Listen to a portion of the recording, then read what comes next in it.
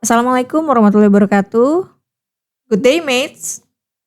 Ketemu lagi dengan saya, Rahmi, dosen Prodi S1 Manajemen, Fakultas Ekonomi, Universitas Negeri Jakarta. Selamat datang teman-teman, Soulmates. Podcast saya akan berbicara tentang isu-isu di sekitar dunia retail dan pemasaran. Nah, Soulmate, kemampuan untuk menarik perhatian audiens dan membangun citra merek yang kuat, ini menjadi salah satu kunci keberhasilan dalam menghadapi persaingan bisnis retail. Salah satu contoh yang menarik adalah brand KKV atau KKV ya, yang telah mencuri perhatian dalam dunia pemasaran melalui strategi marketing hack yang sangat brilian ya. KKV sebagai merek telah merevolusi industri dengan pendekatan unik mereka, terus melewati batasan-batasan konvensional dan meraih pencapaian yang luar biasa. Dalam episode kali ini, kita akan membahas mengenai strategi marketing toko retail KKV, store favorit para generasi Z yang kekinian, katanya seperti itu ya. Hari ini ada mahasiswa yang sudah menemani saya, Andre. Silakan Andre, perkenalkan diri. Oke, halo teman-teman semua. Perkenalkan, nama saya Andrianto Permana dari program studi D4 Pemasaran Digital kelas B semester 5. Sehat Andre? Alhamdulillah sehat Ibu. Ibu sendiri gimana Bu kabarnya Bu? Alhamdulillah sehat ya. Oke, baik, tema hari ini ya seperti yang tadi sudah dijelaskan nih, mudah-mudahan kita nggak salah sebut ya Andre ya, ini Iya. KKV atau KKV gitu ya. Kalau orang Sunda mungkin kayak KKP gitu ya. Oke, menurut Andre sendiri gimana sih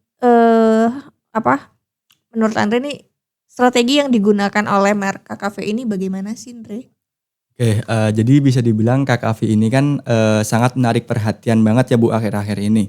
Nah mungkin dari teman-teman masih belum paham nih mengenai apa itu sih KKV atau KKV.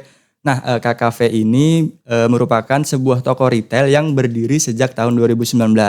Nah walaupun usianya ini masih muda, tapi KKV ini udah memiliki 2.000 gerai nih yang tersebar di beberapa negara seperti Makau, Hong Kong, Malaysia, bahkan sampai Indonesia. Nah, rencananya juga nanti di Indonesia bakalan membuka 200 gerai nih. Nah, jadi strategi pemasaran dari KKV ini menerapkan instant noodle wall yang sempat viral pada tahun 2021 waktu itu Bu. Jadi instant noodle wall ini bisa dibilang viral karena spot-spotnya yang unik begitu Bu. Nah, Ibu Rahmi sendiri nih udah tahu belum Bu tentang berita tersebut? Nih kalau belum tahu. Kebetulan saya udah pernah dengar tuh, tapi mungkin kita tonton aja sama-sama ya teman.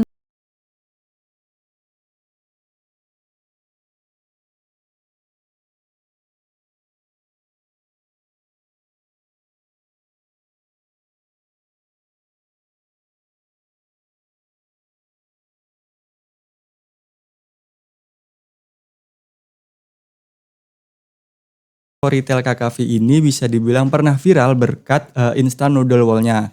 Nah, instant noodle wall ini merupakan dinding-dinding yang memanjang yang berisikan berbagai varian mie dari berbagai negara gitu. Nah, dinding ini berhasil menarik perhatian generasi muda untuk menjadikan spot itu tuh untuk berfoto-foto gitu, Bu. Ya pantesan ya, saya suka lihat tuh di konten media sosial ya, banyak user yang suka foto dengan background wall ini ya. Ini ya. Tapi sebelum kita membahas lebih jauh, mungkin untuk teman-teman yang mau mengunjungi toko-toko retail instant noodle wall ini harap diperhatikan nih tingkat kehalalannya karena saya sendiri kurang tahu gitu dan juga belum ada jaminan halalnya. Nah, untuk teman-teman muslim yang mau mengunjungi atau membeli instant noodle wall ini diharap untuk selalu memperhatikan tingkat kehalalannya, Bu. Ya, kita harus cek ya kalau kita mau mengonsumsi sesuatu terutama makanan ya tentang kehalalannya. Baik, lalu Kalau saya perhatikan kan outlet KKV tuh luas-luas ya. Itu sebetulnya isinya apa aja sih? Banyak banget Bu, ada rangkaian bisa dibilang skincare, terus make up, kebutuhan sehari-hari, bahkan sampai ada, kebutuhan-kebutuhan elektronik nih. Kurang lebih sama sih seperti hypermart Bu, cuman, di KKV ini belum ada produk masakan seperti bahan-bahan mentah atau bahkan, bumbu-bumbu gitu Bu. Nah mungkin, ini juga nih yang membuat area KKV ini selalu bersih dan juga gampang untuk dibersihkan Bu. Oh ya, kalau menurut Andre sendiri sebetulnya apa sih yang menonjol sekali gitu dari strateginya KKV? Oke, mungkin bisa dibilang terlihat gitu Bu dari bentuk fisik tokonya yang mana KKV ini, memanfaatkan warna cerah dari, warna gitu udah warna kuningnya gitu yang identik dengan KKV.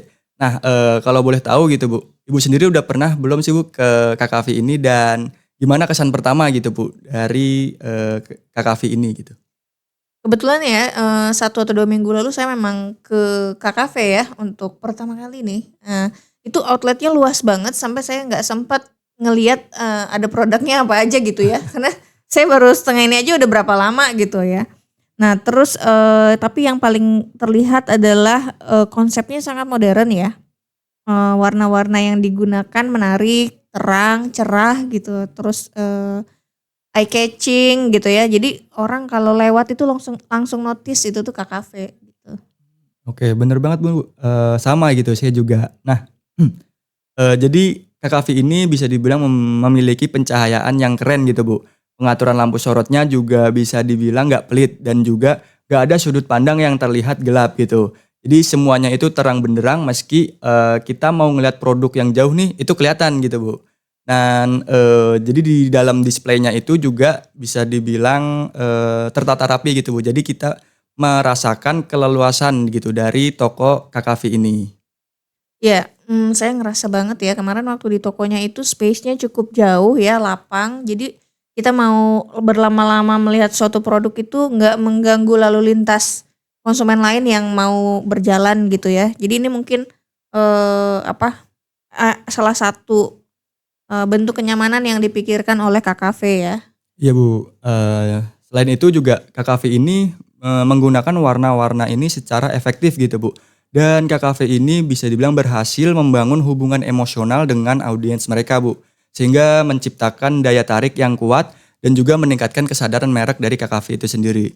Nah melalui strategi pemanfaatan, warna yang cerah itu dapat menimbulkan triksi dari pemasaran brand KKV ini, Bu. Jadi brand KKV ini bisa dibilang menarik perhatian audiens dengan memanfaatkan kekuatan visual yang kuat. Dan keberanian mereka untuk berani tampil beda dalam penggunaan warna bisa dibilang memberikan kesan yang tak terlupakan bagi para konsumen yang, mengunjunginya gitu, Bu. Dan selain pemilihan warna yang cerah, juga strategi pemasaran lain yang selalu berhasil menarik perhatian audiens pada brand KKV ini termasuk adalah penawaran harganya yang cukup murah Bu, dengan kualitas, harga yang terjangkau. Jadi mereka berhasil mengenali peluang-peluang pasar di mana banyak konsumen yang menginginkan produk berkualitas dengan harga yang terjangkau Bu. Udah barangnya bagus, harganya murah gitu ya Andre ya. Jadi pantas tadi judulnya pakai statementnya tuh generasi Z paling suka nih katanya gitu ya. Iya Bu, nah selain, produknya yang murah juga tokonya ini didesain dengan sangat estetis Bu. Jadi mereka itu mengerti bahwa pengalaman, pelanggan tidak hanya pada, produknya saja, tetapi juga mencakup lingkungan-lingkungan di mana pelanggan berinteraksi dengan merek-merek tersebut Bu. Ini kalau saya simpulkan ya Andre, dari tadi kan, Andre ini menjelaskan kebanyakan tentang, strateginya itu berkaitan dengan penggunaan warna, pencahayaan ya, terus, tata letak yang menakjubkan, space-nya lapang, seperti itu ya. Ini mungkin, kalau kita secara teori ini terkait dengan visual merchandising ya Iya Bu, Andre? visual merchandising. Di mana kalau, strategi ini digunakan toko retail, yaitu dengan menciptakan pengalaman berbelanja yang menyenangkan untuk konsumen dengan cara memanjakan visualisasinya gitu ya, Iya. tampilan-tampilannya, warna-warnanya, seperti itu kali ya, Andre, ya? Iya Bu, betul. Jadi, dengan menerapkan konsep tadi gitu Bu, kita, ketika memasuki toko KKV ini bisa dibilang merasa disambut gitu Bu, dengan desain-desain yang mencerminkan, identitas merek tersebut. Kalau KKV ini sendiri sebetulnya hanya ada toko offline-nya atau ada toko online-nya juga ya? Jadi KKV ini menerapkan strategi omni channel yang mana bukan hanya toko fisiknya aja, melainkan KKV juga memiliki toko online-nya yang ada di e-commerce. Nah Bu, mungkin saya izin tunjukin ya Bu, gambar-gambar yang ada di toko-toko online-nya Bu. Oh, oke.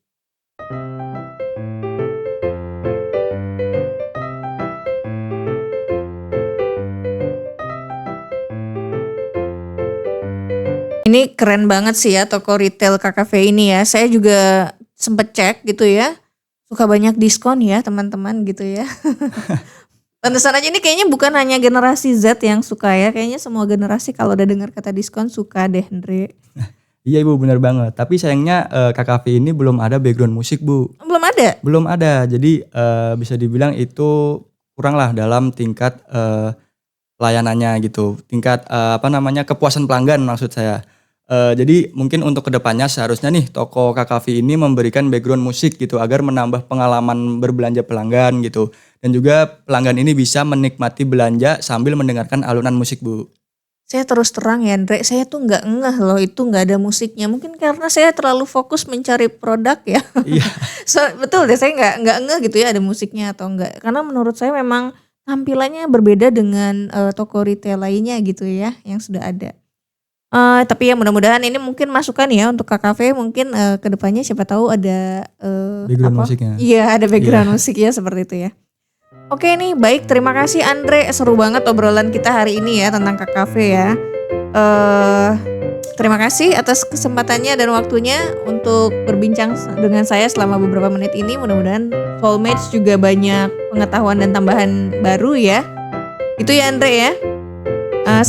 Mudah-mudahan nanti teman-teman kalau mau buka bisnis retail juga bisa menggunakan strategi-strategi yang digunakan oleh KKV. Gitu ya Andre? Bener banget Bu. Oke, sampai jumpa lagi di podcast lainnya. Terima kasih. Good day mates.